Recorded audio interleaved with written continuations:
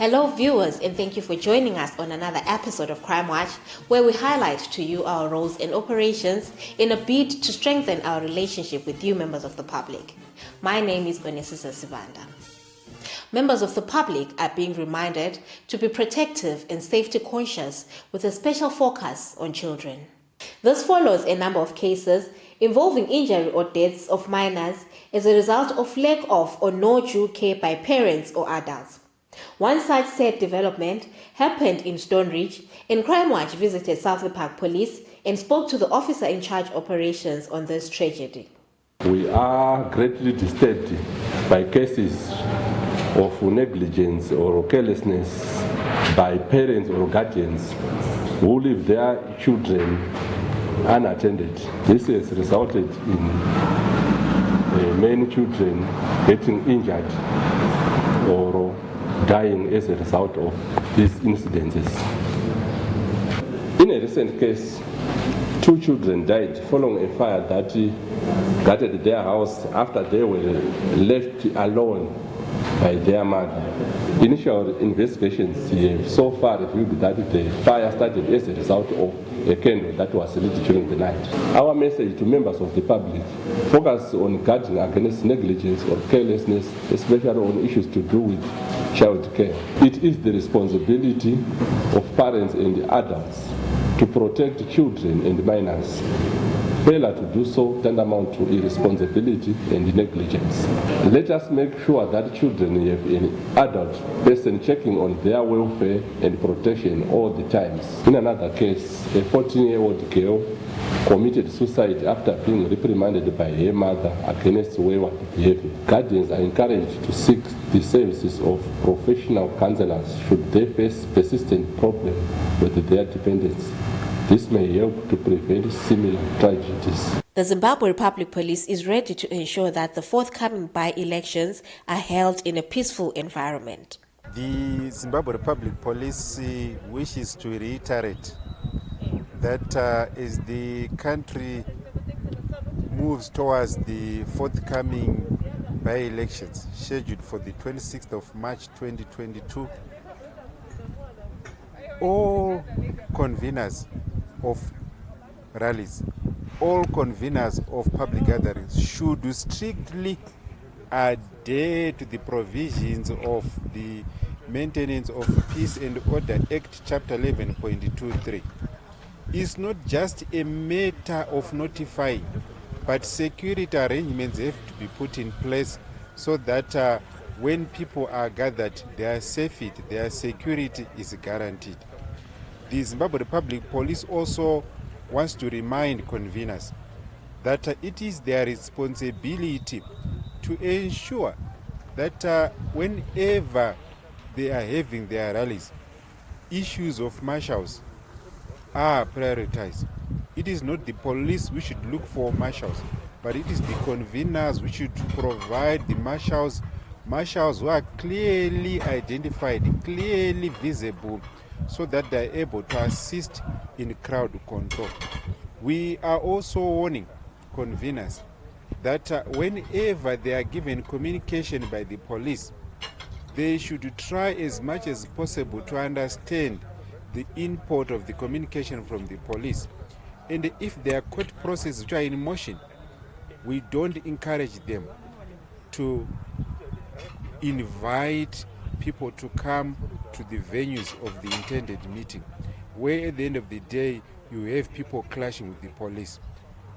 We will not hesitate to take the law and ensure that arrests are effected, especially with people who are having car rallies. As far as we are concerned as the police, car rallies are not authorized. Car rallies are interfering with the smooth flow of traffic.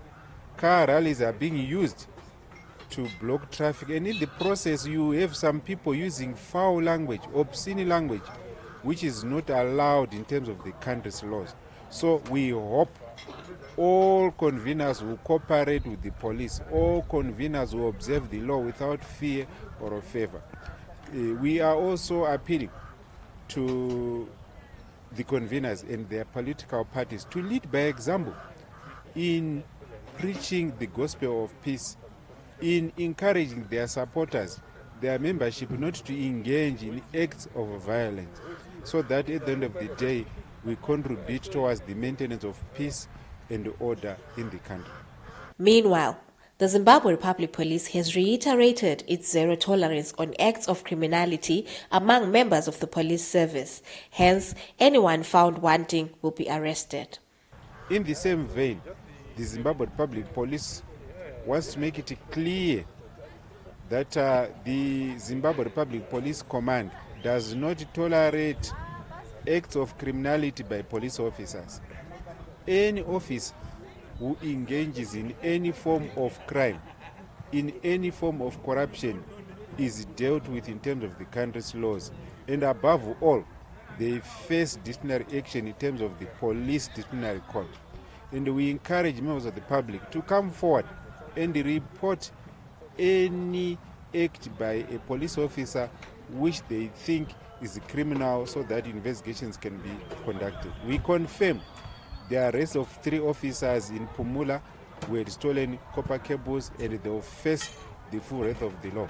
We also confirm that there are officers who are involved in traffic misdemeanors.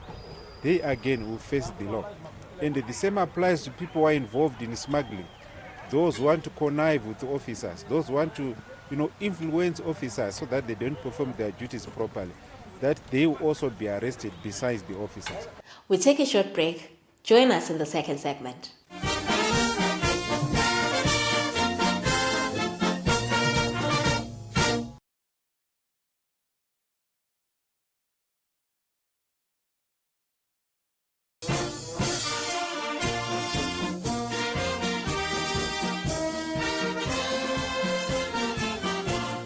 Welcome to the second segment of Crime Watch.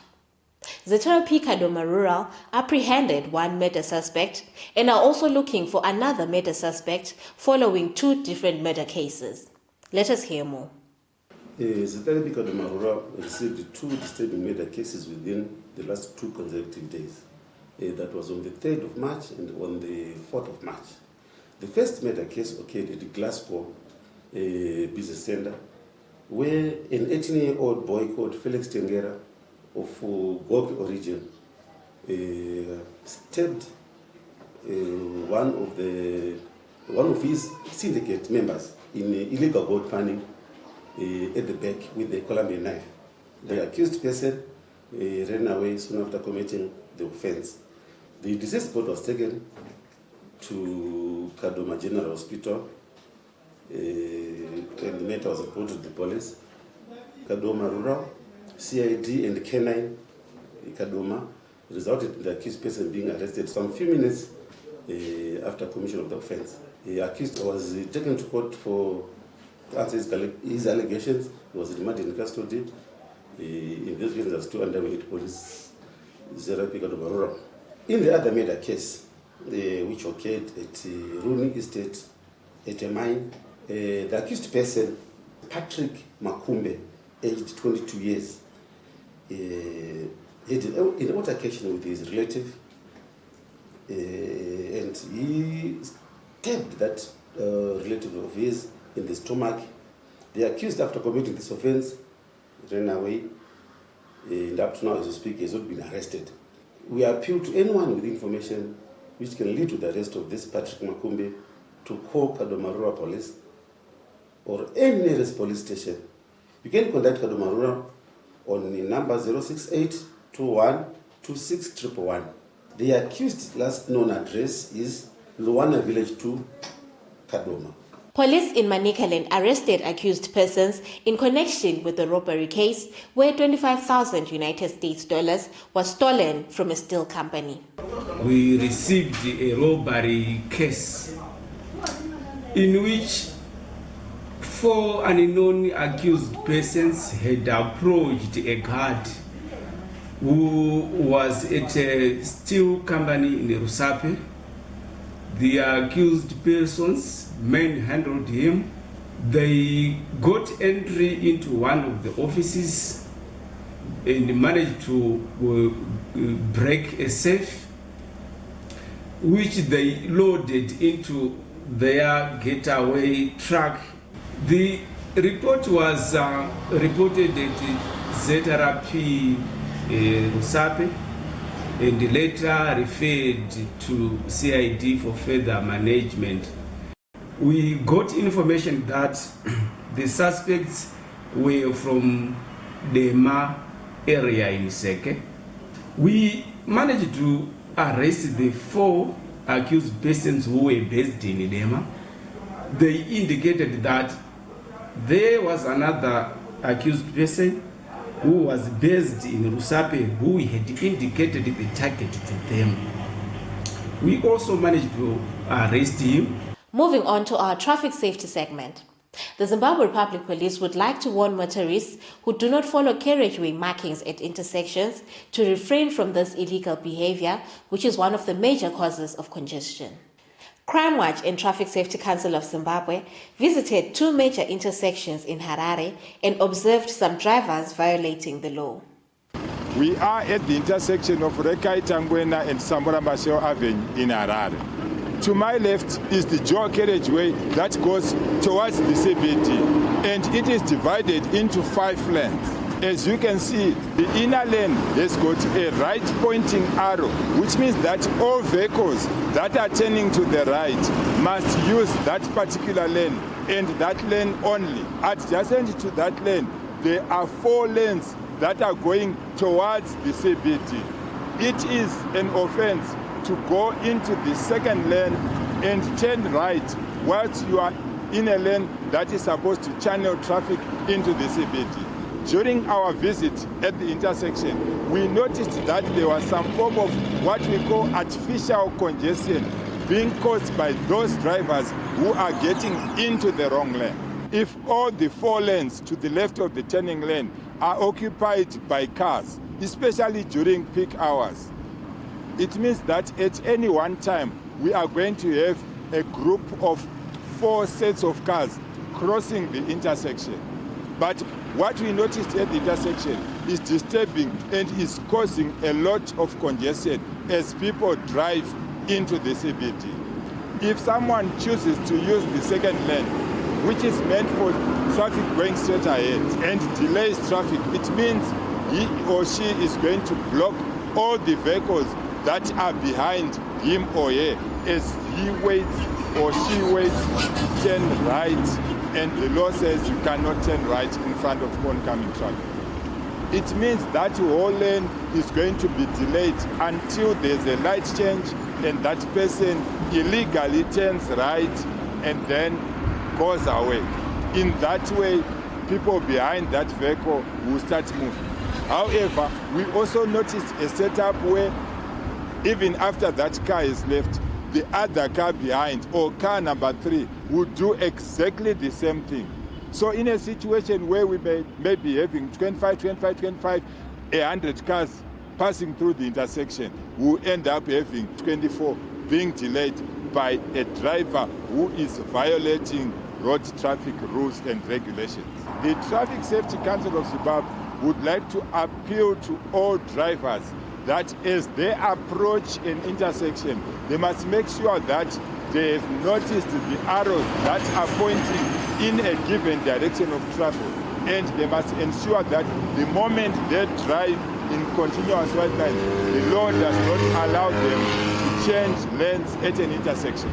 From the moment you approach the intersection, you realize that the arrows that are painted on the road surface have changed the color from white to yellow.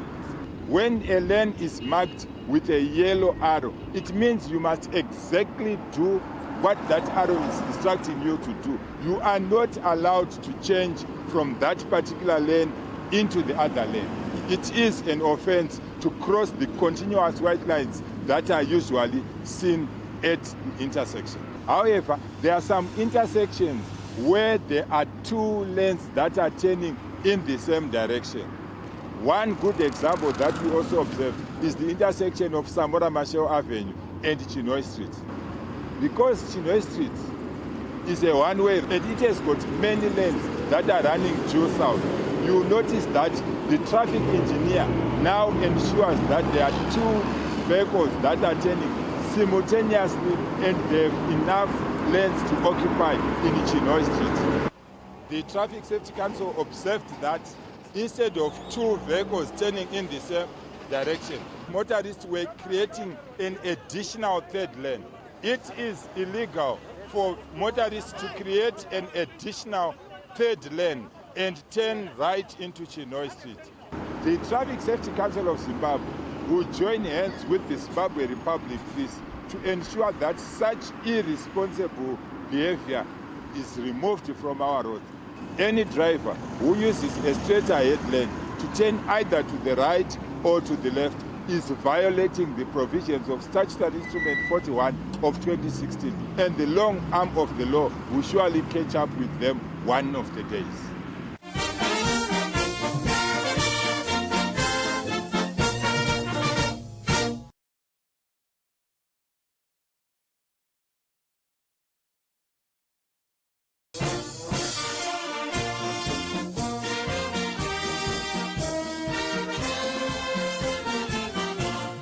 With the third and final segment of Crime Watch.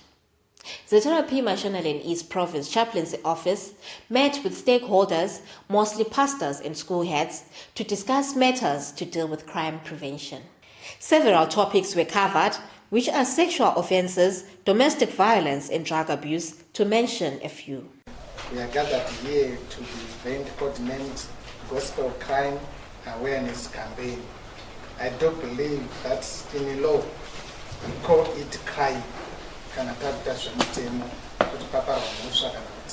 Crime.